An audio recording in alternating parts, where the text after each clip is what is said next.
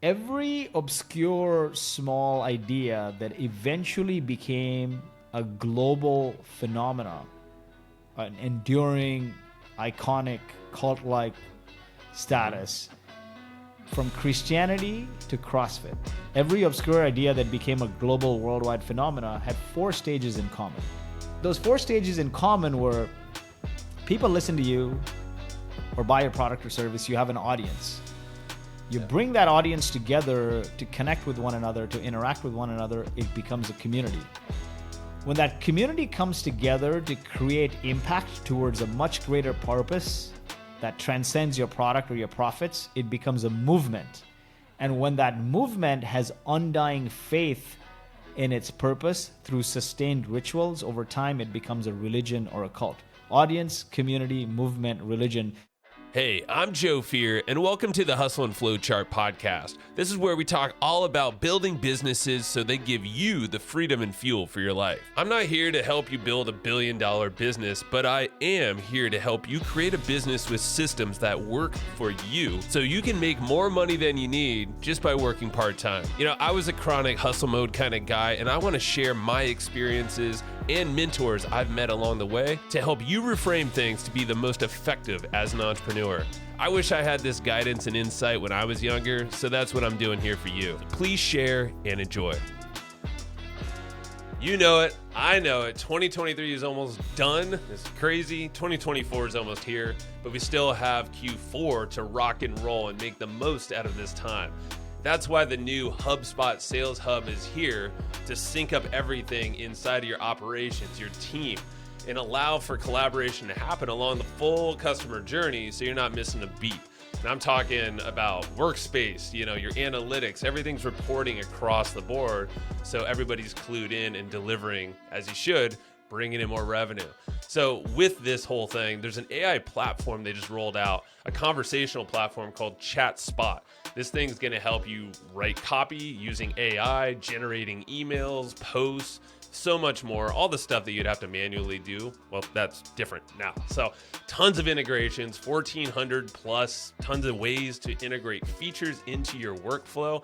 So this is something you wanna definitely look into right now for Q4. So now's the time to go make a switch to HubSpot Sales Hub over at HubSpot.com/sales. All right, Lloyd, we're going, man. You're hustling. You've been on show after show, so I'm excited to be chatting with you today, man. You've been busy, and I want to talk about this mission you're on. Definitely. Thanks for hosting me. I'm super pumped, and you always bring out the energy that you give out. So thanks for having me here, and thanks for the warm welcome. Yeah, for sure, man. And I mean, your hat speaks for it, and the Lobo hat, that big bright red. The Lobo is always fond in this show. My ex, our old co-host and business partner, his last name's Wolf. So Lobo, it's always been an ongoing thing. So I feel right at home with you here. Yeah, man. So you reached out. I mean, like, this is pretty cool because not a lot of, we were just talking about this before, is you're on this podcast tour right now. You have a book coming out here that's beautiful, and we'll show it off. Here we go. Here, drop the name really fast, the full title and subtitle. Definitely. The book is called From Grassroots to Greatness, 13 Rules to Build Iconic Brands with Community-Led Growth to help you skyrocket your business, build a long-term sustainable growth, and also hopefully a movement. So yeah, it's full color, it's designed well. I thought maybe, as somebody who preaches community, the book should have energy. One of the key principles of community is energy, right? And if the book doesn't have energy, then people will probably not sustain reading it to the end. There you go, man. Well, it's a coffee table book, like we said, and it's something you can just open up a page, it looks like, and boom, you have something brilliant or a little nugget of wisdom, Exactly. So I got to give you props because you reached out. I think it was LinkedIn that you've been going hard on, it looks like, and you're on this mission. Like a lot of people who listen here, we've talked a lot about the power of fans community and how it's like this small, mighty group can really do so much for a brand and become like evangelists of a brand. I've had Guy Kawasaki on here, and he talked about it. He used to be the evangelist of Apple, and now for Canva. And he says the same thing, So you're doing it, man, and you're doing it as like a one-man show. You got to hustle, man. Like, I left the day-to-day of my company, Boast.AI, which we had bootstrapped to 8 figures revenue, brought in external investors, growth equity. Me and my co-founder, because we bootstrapped, after selling half the company, cashing out, we still own nearly 40% of the company. Then I left the day-to-day of the company. And, as an entrepreneur now, for the last 10 years, working on a few companies that failed and then Boast did well, and building a community, I was used to working like nonstop, right? It doesn't end, right? Because you're building a company, you're in parallel building this community, and it's a marathon. And so when I took a break to spend time with family and everything, I had a huge gap. So I'm not used to not doing anything. Right. So this book actually gave me something to do, learn new skills, be 0 to 1 again. I'm a pirate at heart. I'm a 0 to 1 guy through and through. And I started to feel like out of place as the company became a Navy after we brought in big company execs, as every company should graduate from going startup or rather pirate startup mode to eventually becoming the Navy, right? Because you need processes and you need to scale, and it's hard to go pirate mode and get to 100 million in revenue, right? I love that term, pirate mode, too. Yeah, definitely. All founders are pirates in the early days. What are you doing? You're sticking elbows, you're poking fingers, you're trying to get customers, ship product by any means possible. That's a rush that I really, really love. And that's a rush actually that goes all the way back to my childhood. So the 2 big inspirations for this book. One is my childhood, right? I was born in Kuwait. My parents are from India. My mom grew up in the slums of Mumbai. And they weren't well off, my parents, right? They moved to Kuwait from India to just make a better living because the currency extended farther. They couldn't immigrate to the US or Canada. They weren't educated enough. And so my childhood summers were spent in the slums of Mumbai, where watching TV was a communal thing because 1 in like 5, 6 of those slums had a TV. And my grandfather had 10 kids. And my mom was one of the oldest and living abroad, so she could bring a TV. And so watching TV was a communal thing. These homes were 4, like, I don't know what even to call it, like cement block walls with aluminum or asbestos roofs. And it barely had place for 10 kids, but, TV watching was a communal thing. If you cook a little extra, you share it with people. During the summer, puddles were turned into ponds. We'd be swimming in there. Going to the restroom was a communal activity because there was no bathroom in the house. But those were my fondest memories as a child. And every summer when we had to go back to Kuwait, I would cry and didn't want to leave. Fast forward a few years, my mom wakes me up one morning. I was 8, and she says, "You can't go to school anymore. A war had broken out." And that was my probably biggest experience with the marvel of community and what a group of determined people can do. Now, I was super excited when she told me, "You don't have to go back to school." I had a reading disability growing up. I could never study, and it had to be last minute. I studied for a math exam because math was easier than reading for me. And it ended up being a geography exam, which I had no clue. I hadn't studied. I hadn't read anything. So I knew I was going to fail. And so when she said, "You don't have to go to school," I'm like, yes, you're never going to find out that I failed. But then when I start to see worry on their faces, I'm like, okay, something's up as an 8-year-old, right?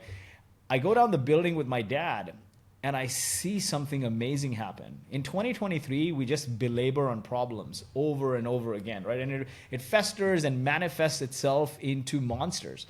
Back then, they knew it was a gargantuan problem, but everyone's like, let's figure a solution. Every building became a sub-community. So in our building, the conversation was something like, okay, the security had lapsed. There was a time there was no phones. There was no internet.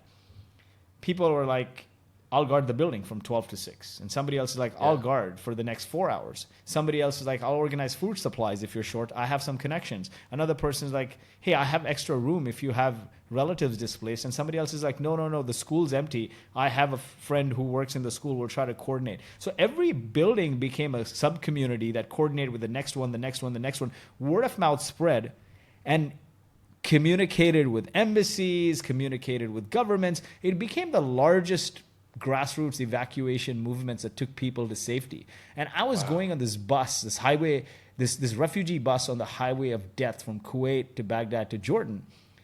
And as an 8-year-old man, I felt so connected to the greater purpose, which was, evacuating people to safety, that I felt like a little Rambo. I was moving things around. I never once felt, right? I never once felt that I was a cog in the wheel. I felt like I was driving this thing.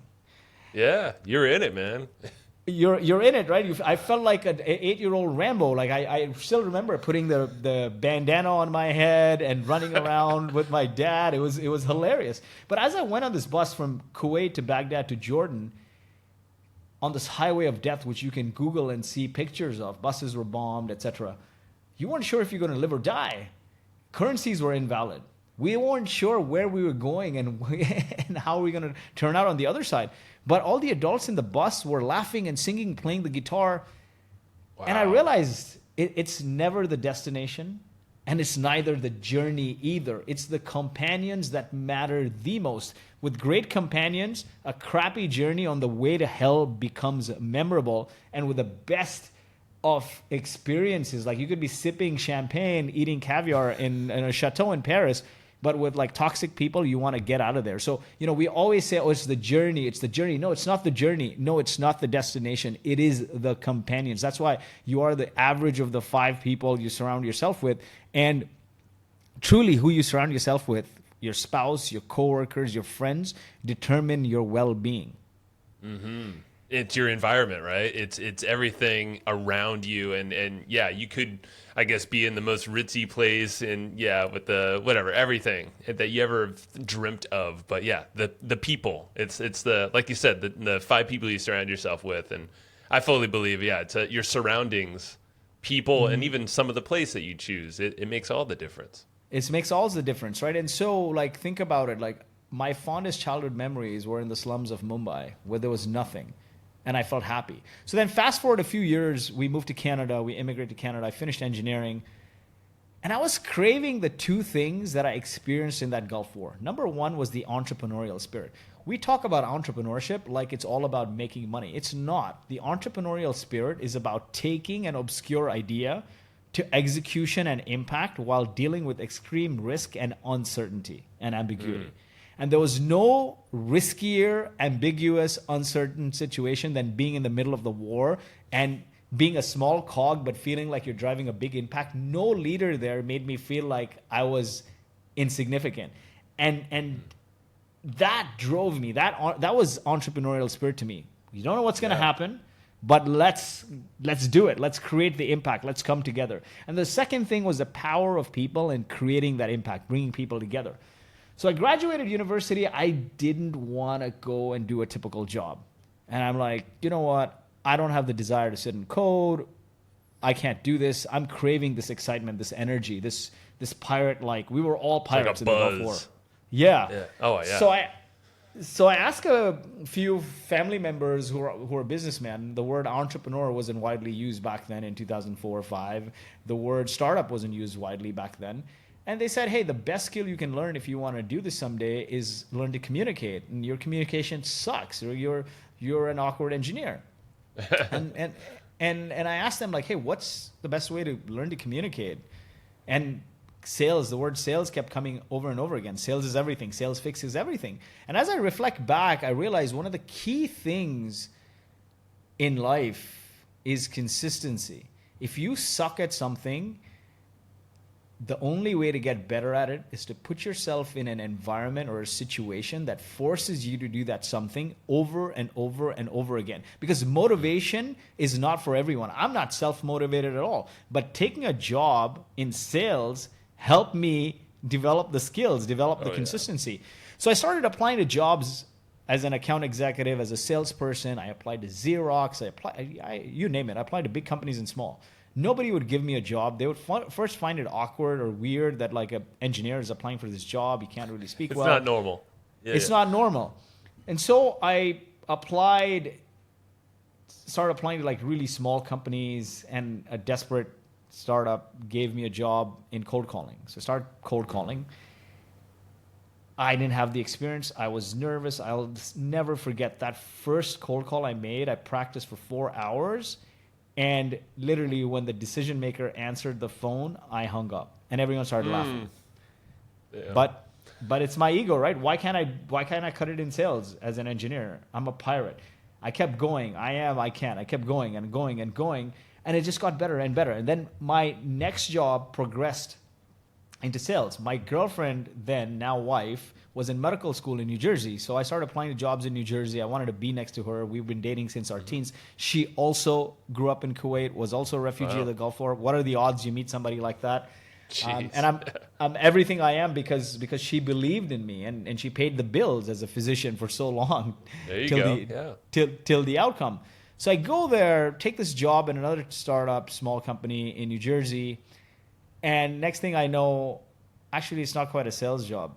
I applied for a sales job. I got a sales job, but there was no repeatable, scalable product process. So I needed to talk to customers to figure out what to build. Then I needed to translate that into product requirements. And oh, guess what? By the way, you also need to launch the marketing side and the collateral. Now, most people would say, I didn't sign up for this. Actually, I meet a lot of kids these days, and they're like, I didn't sign up for this. And they just quit. Yep. Even if I wanted to, I didn't have the option because I was on a visa. And you so needed that job, yeah. That's right. I did. Necessity is the mother of all invention. So I start studying about, I'm like, I know cold calling, so I can talk to customers at least. I started walking the sites of these big companies, Tiffany, Armani, Simon & Schuster. Like, I know UX and like wireframing and product requirements from what I learned as a software engineer in university. So let's put these two together. And then it was just a repeatability of doing it. Now, the thing I didn't know was advanced sales techniques beyond the cold calling, right? Marketing, like building a website and all of that. And back then, everything I started Google searching was coming out from HubSpot. HubSpot's inbound marketing community, inbound marketing certification, inbound marketing program. And so that became my next community. I started reading everything from HubSpot and the books they recommended on my drives because I don't enjoy reading. It's hard for me to finish. That's why this book was so hard. But I drive and listen to audiobooks, watch the HubSpot videos. And man, that became my next community. Graduated from there. My wife got into residency, moved to another state. And I started working for another founder. And then we were eventually going to move to San Francisco. And my college buddy, who we were partners in every project, called me and said, hey, I want to do a startup in automating innovation funding and tax credits for businesses. He was working for a Big Four accounting firm. I just jumped at the opportunity to work with him. I mean, I'm like, you're going to work for crazy hours for another founder. Yep. You know, why not work with your friend and start something new? We were moving to San Francisco anyway. The hard thing was now I'm like on unemployment. Well, yeah, and like, yeah, you've had this structure, but yeah, I was going to say the job. Like now you have this opportunity to scale with your own thing and have ownership. But yeah, the job. Exactly.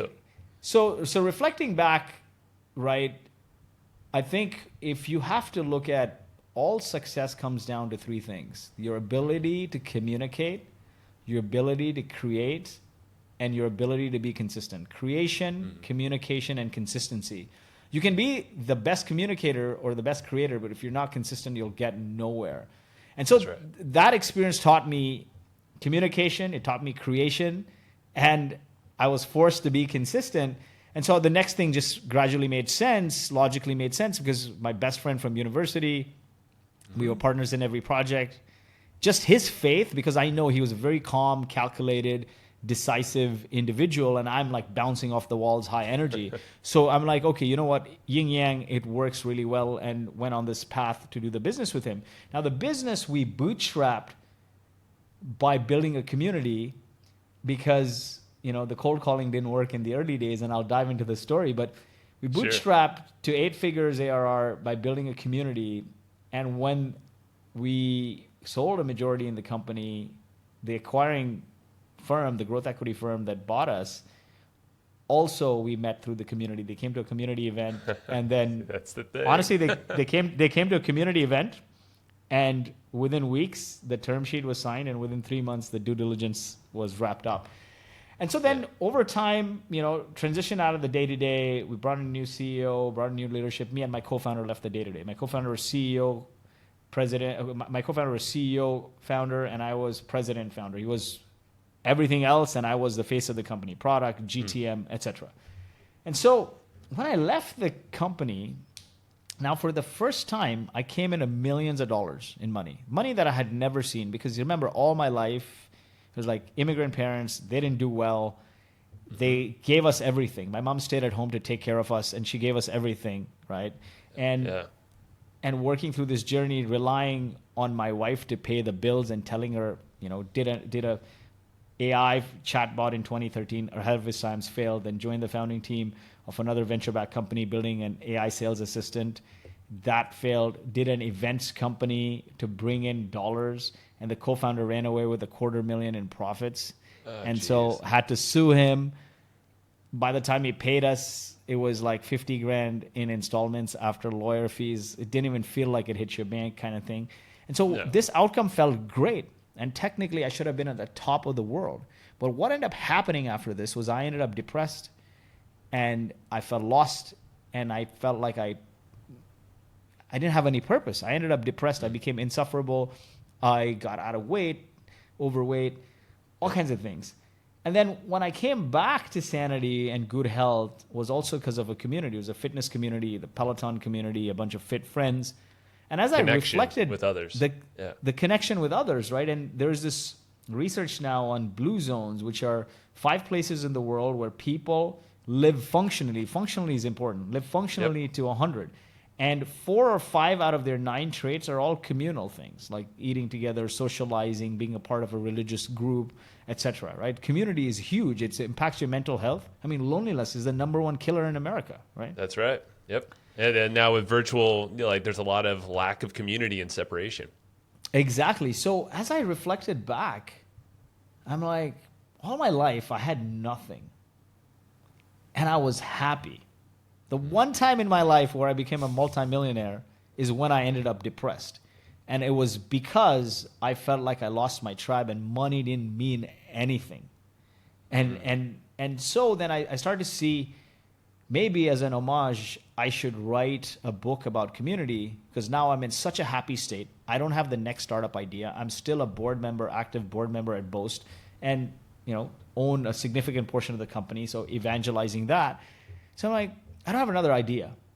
And the worst thing is to start a company for the sake of it when you don't have the itch or the passion. But I did have passion for community, and I wanted to educate the world on the power of community. But I'm like, who's going to listen to my story? I'm not some billionaire, right? I'm not some famous person. So I started researching, watching every single of our Traction Conf, which is our community, videos over the last 7 years, like 400 plus videos. And then talking to a lot of community members, community leaders. The count hit 1,000 almost. And I found a very common theme. Every obscure small idea that eventually became a global phenomenon, an enduring, iconic, cult-like status, from Christianity to CrossFit. Every obscure idea that became a global worldwide phenomena had 4 stages in common. And I distilled those learnings into 13 rules to build an enduring, long-standing brand. But those 4 stages in common were: people listen to you or buy your product or service, you have an audience. You bring that audience together to connect with one another, to interact with one another, it becomes a community. When that community comes together to create impact towards a much greater purpose that transcends your product or your profits, it becomes a movement. And when that movement has undying faith in its purpose through sustained rituals, over time it becomes a religion or a cult. Audience, community, movement, religion. And hopefully I've done justice to the stories I talk about in the book, because again, it's hard for me to read or write an academic book, so I had to write it with stories. I have an accompanying Notion workbook where each chapter will have academic-like templates, but this book is all about stories to inspire and also give you direction on how to get started A to Z, going from audience to hopefully a cult-like brand someday. But I distilled those 4 phases into 13 chapters. I like it, man. And it seems like like you mentioned, it's every movement has these components, and we can look at cults all the way to that people. I mean, there's power in these types of movements, no matter what they are. It could be nefarious or amazing, and it could be in a warlike zone, like you said, where it's like everybody connects around a purpose, and there's this focus, this drive that everybody gets bonded to, and it becomes this like a flywheel. I always imagine like, okay, you get the right people on board on the bus that believe on all these points. It's going to keep that momentum going. I guess speak to that, because you've grown obviously a large business in Boast, and also with your own communities, and now with this book. It really doesn't take a lot to like spark that flame, right? A small group of people driven by an unquenching passion for the purpose can move mountains. They can change the direction of the world. I've seen it at the Gulf War, and I've seen it over and over again. And I don't like to bring religion into this, but there's some truth to it, because it's all human psychology. It's what drives people, right? People drive people. Ultimately, yesterday's innovation always becomes tomorrow's commodity. We latch on to the tech because it creates the buzz so much. But look at this. I'll walk through the journey of tech progression. First, it was all these electronics manufacturers, right? When electronics were commoditized by the Japanese manufacturers, what happened? Harley Davidson almost went bankrupt in the 80s. The leadership came out and said, we're going to rebuild the company on the ethos of community. Employees, leaders went out there and started rider clubs. Employees became riders, riders became employees. As a result of that, they created rituals where people came together as weekend warriors. Then they came together to create impact.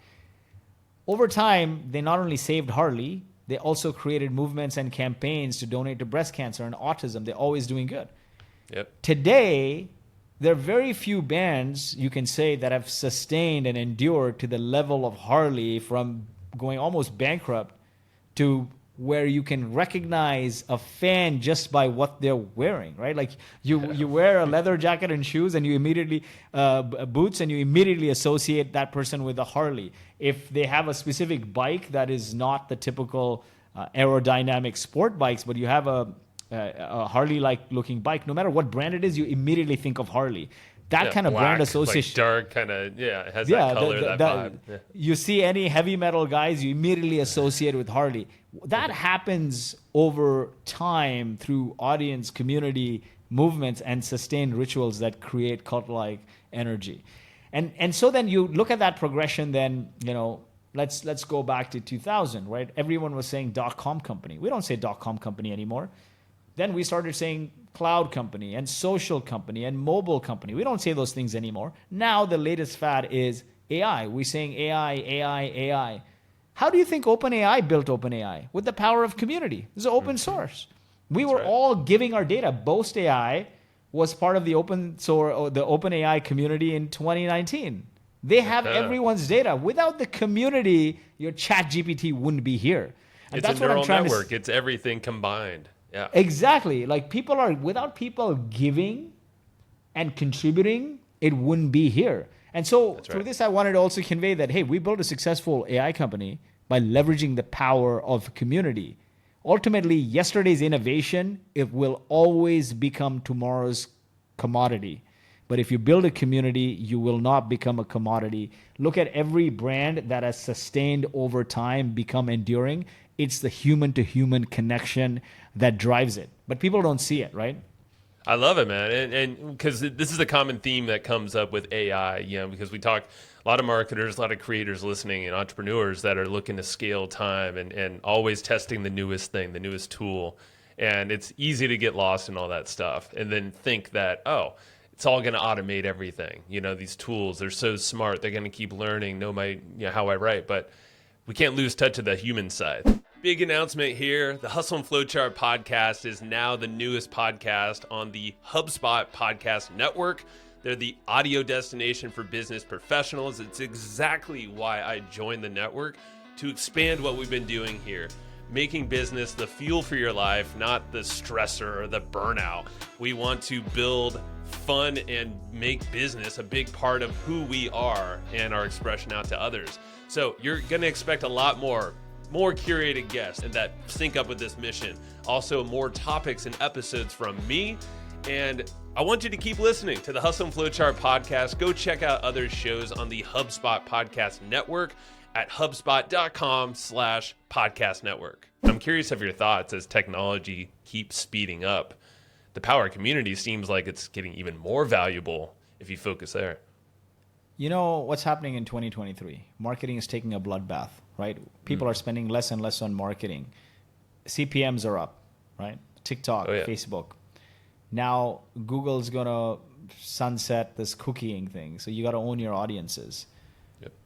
People, consumers, I'm actually happy about all of this because consumers are tired of spam, of clickbait, of seeing the same thing over and over again, of giving their personal data to access crappy white papers. And now with every time new technology comes out or a new growth strategy comes out, right, a growth tactic comes out, it gets copied and it turns into spam, like sending cold emails or now copying from ChatGPT. People are blatantly copying and you can tell, right? We have the sea of sameness. Your community is your biggest brand differentiator, especially in a time where no two products are different anymore. We used to say no two products are the same, but no two products are different anymore, right? You can go, there are marketplaces where you can buy the skins of other platforms and then just run small dollars on it and you can launch another product, right? Yep. No code, low code has made it so easy to build product. What's hard is creating an audience, creating a community, but that's your biggest moat. And the biggest brands know this, right? Shopify knows this. Nike knows this. Apple knows this. Tesla knows this. If you follow any of their journeys, what did Elon Musk do? Create an audience. Why do you think he went out there and started evangelizing this? Yeah. And then through that audience, he brought people together and created a community. And then through that community, he drove people to invest in electric vehicles and energy efficiency. The purpose behind it. Exactly. Yep. And it became a movement. And now these rituals started to form around Tesla. And over time, it has become a cult. Whether you love him or you hate him, there is very little difference between his strategy or some of the biggest religious leaders to some of the biggest movements, how they went from audience to community to movement to cult or religion. Yeah, and there's no question why he got Twitter or X, why he got this massive community, this social network, and now has the ability to enhance that. Obviously, he has his own mission to get rid of the bots and all that, but he's focused on people, on community, but obviously backed with the best and latest technology. People create companies, people create technologies, people create movements, people create impact. Technologies don't. Until we live in a world where robots are buying from robots, the people-to-people connection will only increase. Let me give you another example. With all the ChatGPT and all the generative AI and all these talks around the world, what do you engage with in your personal time? When you're doom scrolling, let's say on the pot in the toilet or at late night at bed, when you're doom scrolling, do you engage with brands more or do you engage with people more? I would say people. You're scrolling through people's content, right? Yeah, it's all people. Get those ads, but come on, it's people that you're looking for. On LinkedIn, look at brand engagement. Look at individual engagement. You're commenting, you're engaging, you're interacting with brands more or people more. This is what people don't understand is like until we live in a world where robots are buying from robots, the people to people connection is going to be irreplaceable, especially after COVID, right? Yeah. And I'll walk through the journey of how actually we landed on it at Boast. Let's do that. Yeah, that'd be a cool little case study. Yeah, so because I can talk about Tesla and Apple and all these people that are in the book. The issue is it might not be relatable to a lot of people because they're like, if Tesla or Apple or Nike were all starting out right now, it would be more relatable. But those stories may be like, man, it's such a high platitude, even if I break it down, that it's like the immediate goal should be attainable sometimes, right? So I can talk about us because we leverage the power of community to bootstrap with no investor money to 10 million ARR We had no marketing team when we got there, and we had. Did you have an existing audience at all? No, nothing. 35 people. So I'll take it from scratch. We had no audience. So I moved to Calgary, Alberta, Canada, from San Francisco, where my co-founder Alex Popa was there. His wife was articling, so he had to be there. So, I said, I quit my job. My wife moved to San Francisco. She was now doing a fellowship, working long hours anyway. So I went and camped out in his house. I was on EI.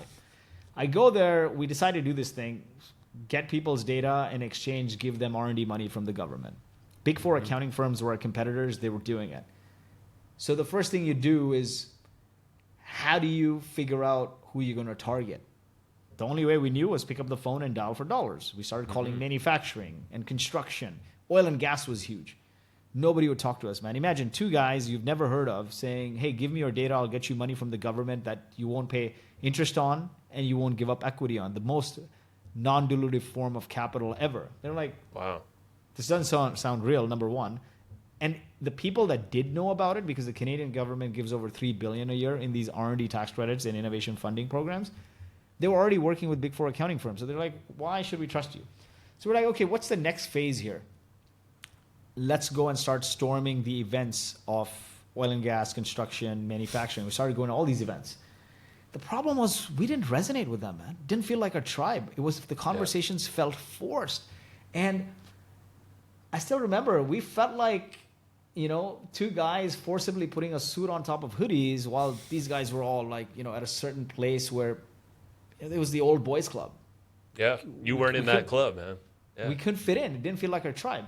So dejected, we started going to the local startup events. And instant resonation. We're like, wow, it feels like we found our tribe. People were so welcoming. We were having the same kind of conversations. Everyone was at the same level, more or less, like zero or a little beyond zero. And it was great. We started, those initial hangouts at the startup events turned into them becoming our friends because, our spouses, his wife was articling lawyer. My wife was a doctor. She wasn't there. The business was our life, and this community became our friends, our second family. So we started hanging out with them, partying together on the weekends, participating in hackathons. And wow, it felt like, man, that 1 year just went by. It felt like our tribe, and it also didn't feel like work.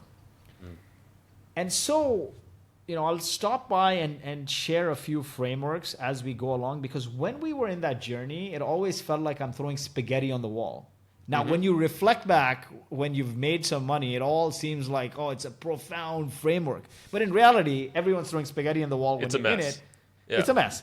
And then when you reflect back, and you can only reflect back positively if you made some money and it was successful. Then you're like, oh, it was a framework, right? If it fails, it's not a framework. It's a lesson. But nonetheless, so you're starting out.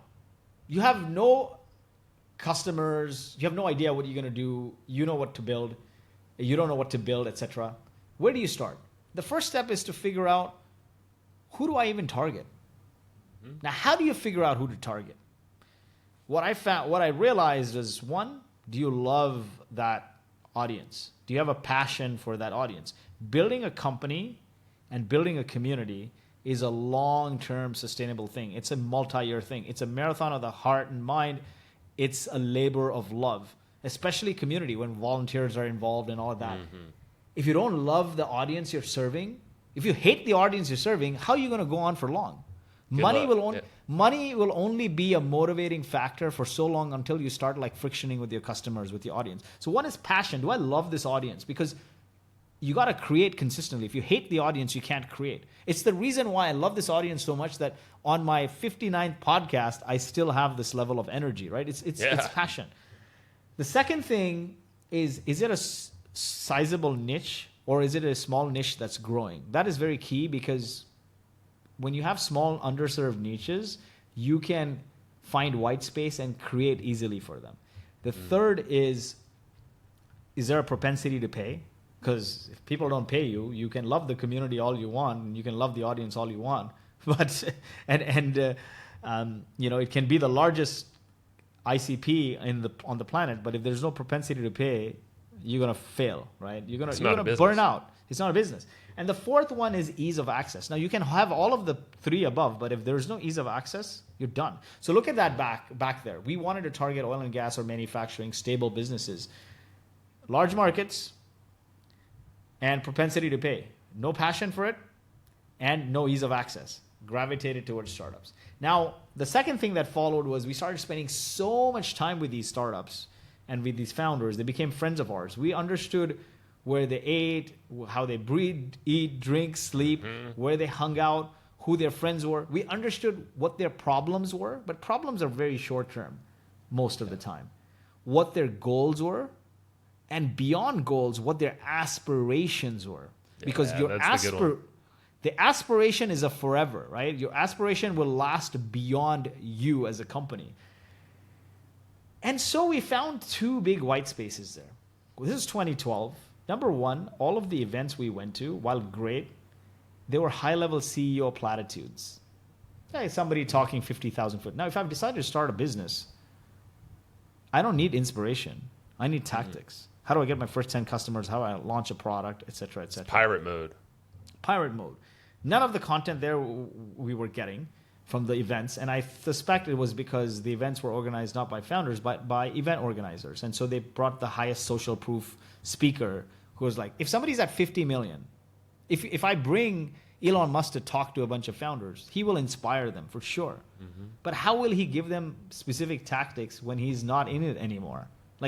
And even the founders on the floor will find it so hard to resonate in the sense like, dude, he's saying XYZ advice because he's Elon Musk. Like, step in our shoes. We're 0. How do we get to like 1? Or how do we get to 5? Only somebody who's immediately at 5. Like, if you're at a level 1, you need help from a level 3 or 4, not from a level 10 or a level 50, right? It's too far off. Yeah, you want just a little bit more. Exactly. So that was one thing we noticed. And the other thing was the media wasn't covering startups. No service provider would service them. In fact, we got made fun of a lot by competitors who said, you guys are going to go bankrupt. These guys never will pay. Now, that bet we made played out because startups end up being one of the fastest growing segments, and it boomed our business because they grew. They invested in innovation. We invested in them with our time and love. They grew. Our business grew. And now, today, when you look back, these guys who used to say, oh, you're silly for going after them, we're like, you don't want to service them. Your customers don't want to work with us. So we can only serve our community, our kind. Yeah. Now, fast forward to 2023, all these accounting firms, et cetera, they all have startup programs and want startup rates. And I'm like, whatever, right? But back then, there wasn't the help. Yeah. And the second gap, right, was that there was no help. There was no voice for them. So we said, how do we address these two gaps? Gap number one, we started hosting our own meetups. We started inviting people who were at immediate 2-3 levels above the level our audience was at, and started bringing tactical content. How do I get my first customers? How do I land my first enterprise deal? Those kinds of things. Our messages went from buying my stuff to now we knew people in the community would be like, hey, we're hosting this meetup with Joe. He's going to talk about how do you do your launch campaign for your product, or how do you get into TechCrunch, first PR. And we got 10 spots. It's at our co-working space. There's going to be free pizza. Pizza then $20 would feed 10 people, right? $30. Yeah, enough. A lot of people. Yeah. Enough, right? And 10 people would show up. Now, the one thing I talked about earlier is creation, communication, and consistency. We never stopped. We kept doing those meetups despite 10 people would show up. And more people would show up, 15, 20, more and more people would show up. One day, we had 200 people show up at a co-working space for an event we did. We hijacked all the aisles, and the guys at the co-working space are like, listen, this is not a pizza meetup anymore. You can't do this. You can't hustle your way into paying no venue fees and all of that stuff. You got to take over the whole place. Yeah. Yeah, you got to go now full blown, right? You got to get out of here and find a venue if you want to do this size event. That gave us great validation that we had this community growing. Now, in parallel, we reached out to the local newspaper.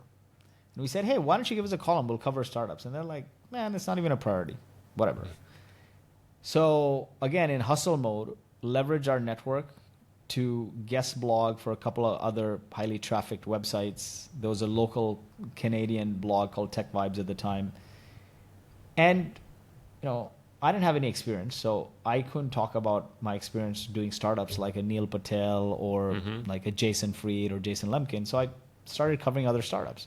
And when you cover other startups that haven't been covered, what do? They share it. So that first post I did of covering other startups got socialized so much that I used the social proof of that, saying, hey, look at how many retweets it's gotten. I can get it for your newspaper. You tap it at a whole new audience. They're like, fine, we'll give you a column. Now, strategically, I called that first column Startup of the Week.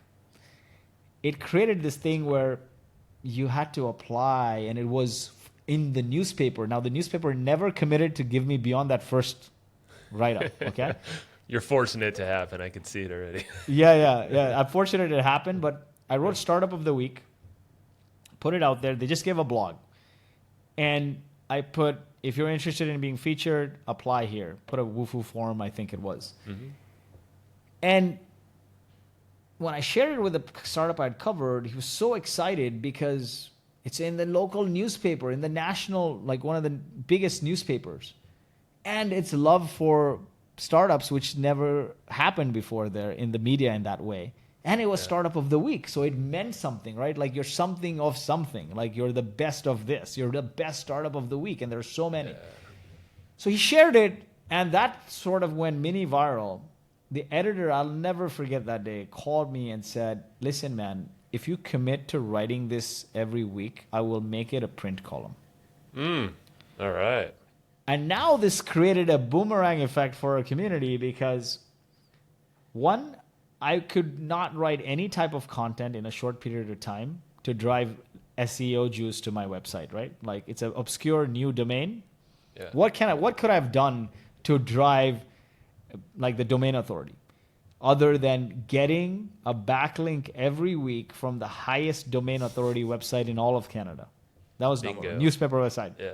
The second thing is instant credibility. We went from being two obscure guys to the local newspaper believes that they're good guys, so they write a column.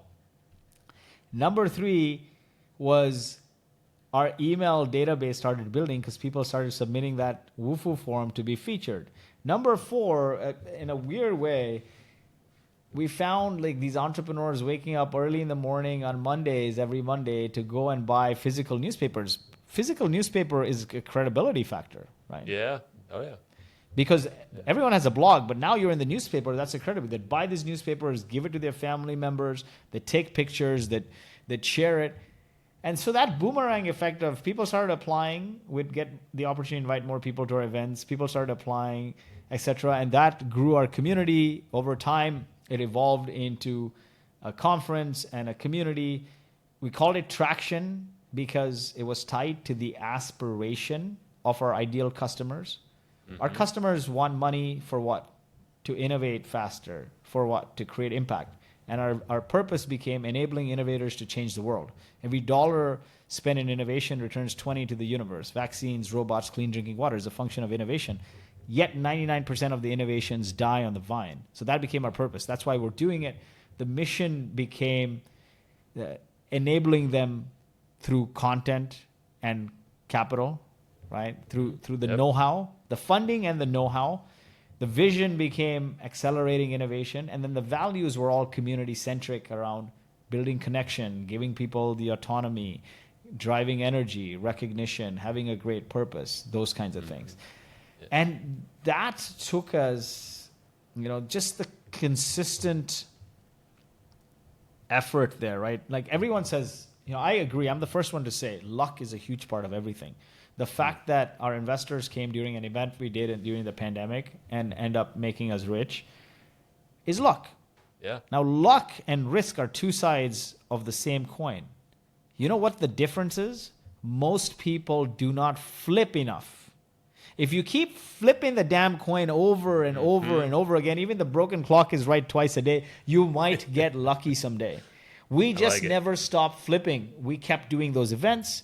And when the pandemic hit, we took all our events online, and rather than doing a one and done 2-day virtual summit, we launched like workshops. We launched AMAs every Tuesday, Thursday at 11 a.m. we'd do that You were there. same. We were there. We would do that same meetup that we'd do in person. We'd now do it online. And That's now the thing. hundreds of people started tuning in. I could have done a 2-day virtual summit and called it a day, but imagine now you got to do it twice a week. So you're top of mind twice a week for people rather than once a year, right? Yep. During virtual summit.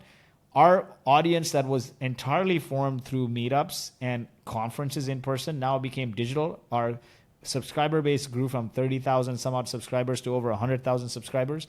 The first window of the pandemic when something opened, we hosted an event. These investors came, decided to buy a majority stake in the company. So that was the epic journey driven entirely by the power of community and doing two simple Showing things. up. Yeah. Consistency. If you're consistent for people, they'll show up in the same way. You want to get lucky, keep flipping the coin. Risk is on the other side. Just make sure. Just keep taking that risk. Keep taking that risk. Keep taking that risk. You will get lucky. I truly believe luck is the 10% that flips everything in your favor. Yeah. But to get to that 10%, you got to keep going. You got to keep going. It's consistency. Yeah, man. And that's the thing. It's like it's like a VC, right? Like that's why they invest in, let's say, 10 companies, and then one of them can make everything in the black and scale to the moon, and same thing with what you just said. You keep showing up, and what do you know? The right people show up right at the right time. But the right time was you built that. You made that happen. It wasn't just pure luck out of nowhere. You actually showed up and created that space for that to happen. Exactly, because one of the other key frameworks here is when you understand your customer really well, you also understand a few more things about them, right? You understand who do they follow, who are the influencers they respect, who do they fund, meaning who are the other tools they buy from, and where do they frequent, what events they go to, what platforms they hang out on, what magazines they read. When you have a list of all those around your ICP, when you understand the circle of influence around your ICP, then when you do events, you know who I should invite as speakers, where I should distribute it, who are the service providers, other people they buy tools from that I can co-host from or invite as sponsors. And so when you go to, when your ICP comes to your event, it feels like it's their tribe. Yeah, man. It's the same reason why we didn't felt that tribe-like feeling at a manufacturing event, but we felt it going to startup events. But like you can deliberately engineer this by understanding who do they fund, who do they follow, who do they frequent, what do they frequent, and you can create this circle of influence. And then it's all about you understand the customer, you know 100 burning questions about them. If you had to write an encyclopedia or the ultimate guide to XYZ aspiration, what would be the chapters, sub-chapters, and key topics? Start building that audience through content, right? Maybe one video can turn into tweets, short form video, podcast, LinkedIn description, summaries, all of that. Start building that audience. Then open it up. Open up these chats to more like AMA style where people can interact with one another. Start bringing them together. Start doing meetups. There's a great value in person, right? Anytime you incorporate more than 2 senses, you start to build stronger connections, where sound and sight would be taste, touch, smell. So you start bringing these people together, then offer up a greater purpose that they can come together. Because I truly believe everyone wants to do good in the world. It's just life happens, the system happens, taxes, mortgage, Focus is family. all over the place. Focus is all over the place. I get busy, so I can't donate everything. But if you align them with a greater purpose that's far greater than profits, everyone will want to give time. As long as they, even the lowest common denominator fields in a small way, they're contributing to something large. It's like the President Kennedy example. He was walking the floors at NASA, and he sees a janitor sweeping at midnight. And he's like, "What are you doing at this hour?" And he says, "Sir, I'm putting a man on the moon." That is purpose, man. That's why that's the purpose with why an 8-year-old felt like Rambo throwing a red bandana over his head during the Gulf War. I felt like I was driving it. Great leaders cascade purpose, not financial goals. And That's that is right, key. man.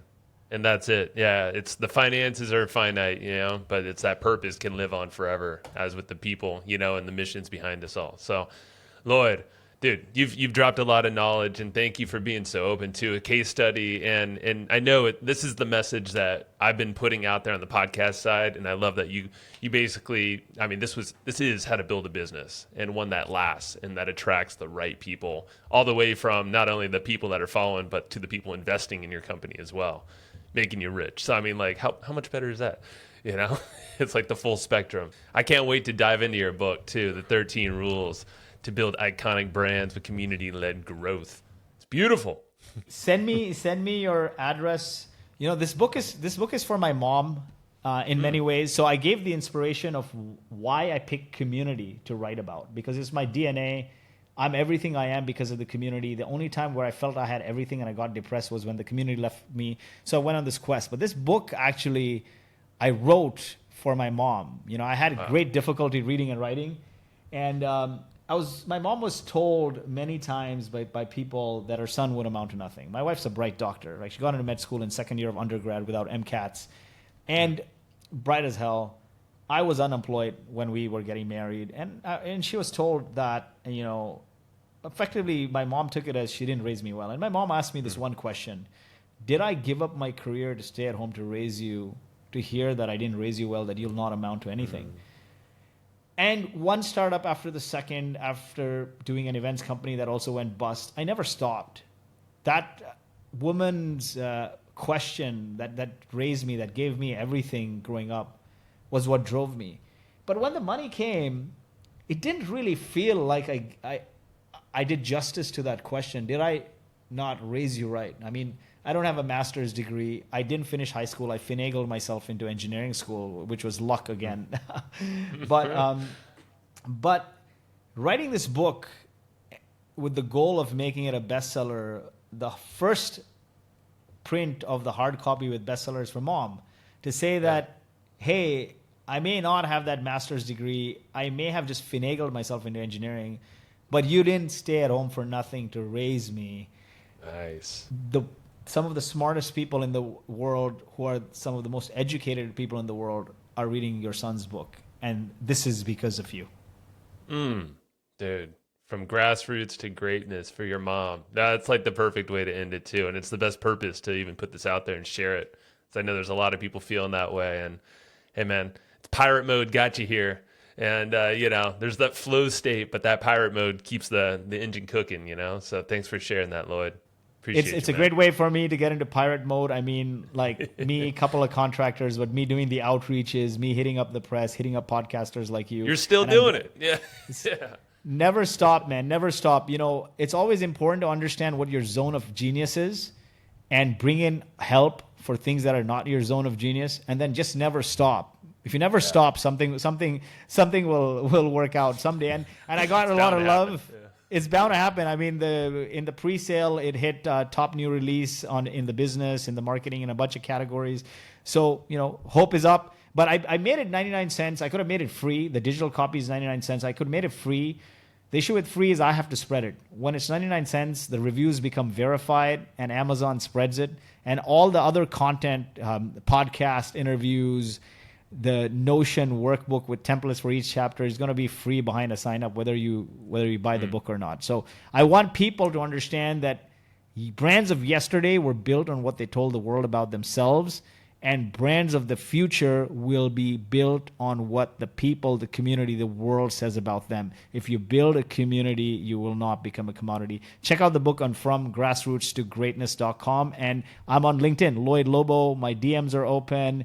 I am active there. Yeah, you are. I appreciate you, my friend, and I can't wait to read this. Everybody go check it out. And yeah, we'll be chatting soon. Go follow him on LinkedIn. You won't miss him, and you'll have fun doing the whole thing too. So, Lloyd, have a good one, man. Thank you. All right. That's what I got for you today. And remember, it's not all about living to work.